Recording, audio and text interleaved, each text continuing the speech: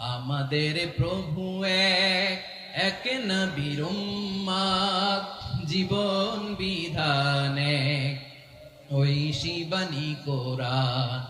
আমাদের প্রভু এক, এক নবীর উম্মত, জীবন বিধান এক, ঐশী বাণী কোরআন। তবে কেন এক নও হে মুসলমান, এক হও করিয়া হবান। বাইতুল্লাহ এক, আওয়াজ করে বলো আমাদের বাইতুল্লাহ কয়টা? বাইতুল্লাহ এক, মদিনা শরীফ এক, উহুদ পাহাড় এক, বদরের মাঝে একটা তো জীবন আর মরণ যে একটাই, একসাথে মিলে মিশে একটাই প্রাণ। তবে কেন এক নও হে মুসলমান, এক হও করিয়া হবান। সবাই মিলে আমাদের প্রভু এক, জীবন বিধান এক, ঐশী বাণী কোরআন। একসাথে আমাদের প্রভু এক, জীবন বিধান এক, ঐশী বাণী কোরআন। তবে কেন এক নও হে মুসলমান, এক হও করিয়া হবান। আওয়াজ করে পড়েন আল্লাহু আকবার। আমার কলিজার টুকরা পেকুয়ার ভাইরা মাশাআল্লাহ এখন অনেক শান্ত হয়েছে। বলেন আমরা কয় উম্মাহ? এই যে শাহাদাত সাব্বাবা আঙ্গুলি উপরের দিকে উঁচু করে আওয়াজ করে বলো আমরা কয় উম্মাহ? আওয়াজ করে বলো আমরা কয় উম্মাহ? মাশাআল্লাহ আমরা এক উম্মাহ, এক উম্মাহ আমরা। খবরদার, গোটা বিশ্ব আমাদের এই আঙ্গুলি দেখেছে আমরা এক উম্মাহ। শুধু আমরা এক উম্মাই না, আমরা এসেছি এক উৎস থেকে। কয় উৎস? ফ্রম অ্যাডাম এন্ড ইভ, আদম এবং হাওয়া, উনার সন্তান আমরা। তার ছেলে মেয়ে থেকে, তার ছেলে মেয়ে থেকে, তার ছেলে মেয়ে থেকে আমি। তার মানে রাস্তাঘাটে এদিকে সেদিকে যাকেই দেখি সে আমাদের এই বিরাট পরিবারের কেউ না কেউ। চিল্লায় বলেন ঠিক কিনা? এই যে যারা বসে আছে আমরা কোনো না কোনো ভাবে তো আত্মীয়, কি বলেন? কারণ আদি পিতাকে সবাই বলে না, আদি পিতাকে, আদি মাতাকে হাওয়া আলাইহিস সালাম। তার মানে আমরা উম্মাহ এক, আমাদের উৎস মানে এক অরিজিন থেকে আমরা এসেছি। সূরাতুল হুজরাতে আল্লাহ চমৎকার ভাবে বলেছেন, এবং এই আয়াতটা দিয়ে 2022 সালে ফিফা ওয়ার্ল্ড কাপ কাতারে শুরু হয়েছে। দেখেন কাতার কি স্মার্টলি গোটা বিশ্বকে এক উম্মার কনসেপ্ট দিয়েছে। সুবহানাল্লাহ পড়েন। সূরাতুল হুজরাতে আল্লাহ বলেন ইয়া আইয়ুহান নাসু ইন্না খলাকনাকুম মিন যাকারিন ওয়া উনসা وجعلناكم شعوبا وقبائل لتعارفوا إن أكرمكم عند الله أتقاكم إن الله عليم خبير.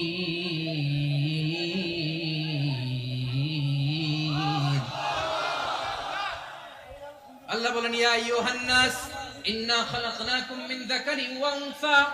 ও দুনিয়ার মানুষেরা, এবার আওয়াজ করে বলুন নারীটার নাম কি? মিন যাকারিন ওয়া উনসা, এক নারী এক পুরুষ থেকে তৈরি করেছি। যাতে যাতে দলে দলে তোমাদেরকে বিভক্ত করেছি, যাতে একে অপরের সাথে পরিচিত হতে পারো। So may you interact each other. বিভিন্ন দেশে বিভিন্ন দলে তোমাদেরকে বিভক্ত করেছি যাতে ইন্টারঅ্যাকশন হতে পারে, তাআরুফ হতে পারে। লিতাআরফু, যাতে তাআরুফ হয়, পারস্পরিক পরিচিতি হয়। তাহলে আমাদের অরিজিন এক। এই আয়াতটা যে কত powerful. This verse addresses the entire human being. অনেক আয়াতে আল্লাহ বলে ইয়া আইয়ুহাল্লাযীনা আমানু, ওহে মুমিনরা।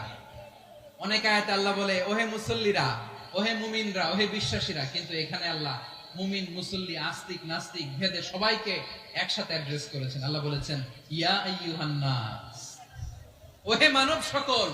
He addresses the entire human being, regardless the colors, the races, the languages, the ethnicities, and reminded us we all from one origin. চিল্লায় বলেন আল্লাহু আকবার।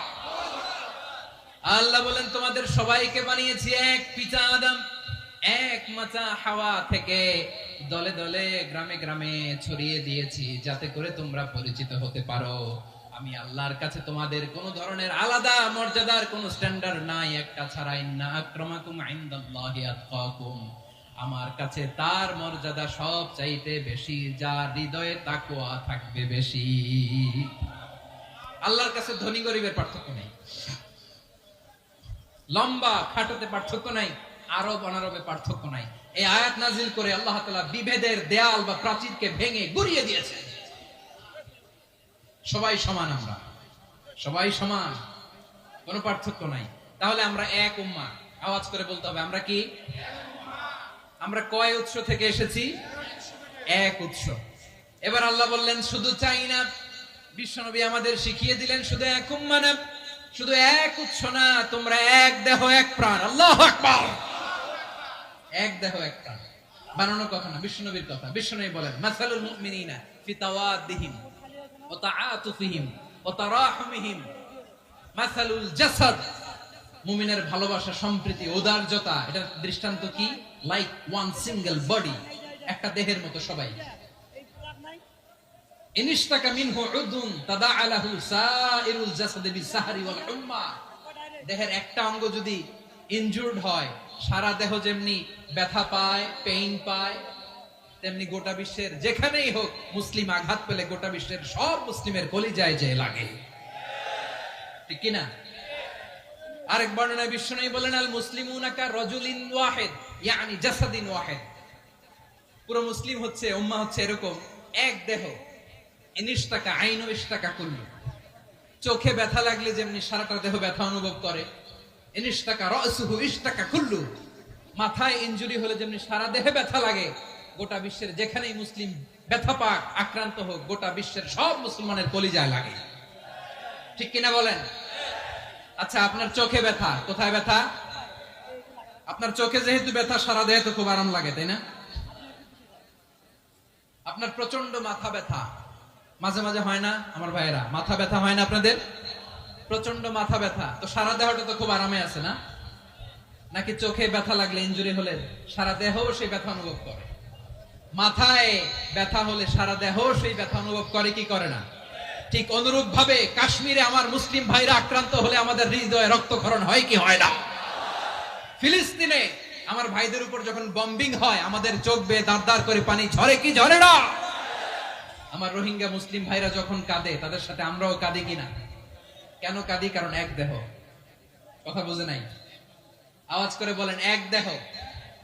এই আপনাদের আওয়াজ, হ্যাঁ? ব্যাটারি ফিউজ হয়ে গেছে, পেকুয়ার পোলাপানদের গলায় আওয়াজ নাই।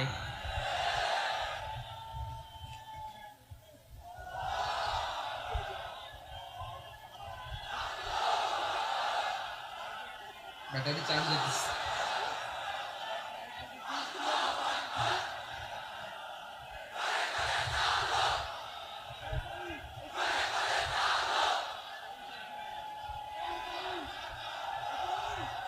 মাশাআল্লাহ মাশাআল্লাহ। না না না, ইয়ে হয় নাই, ফিউজ হয় নাই।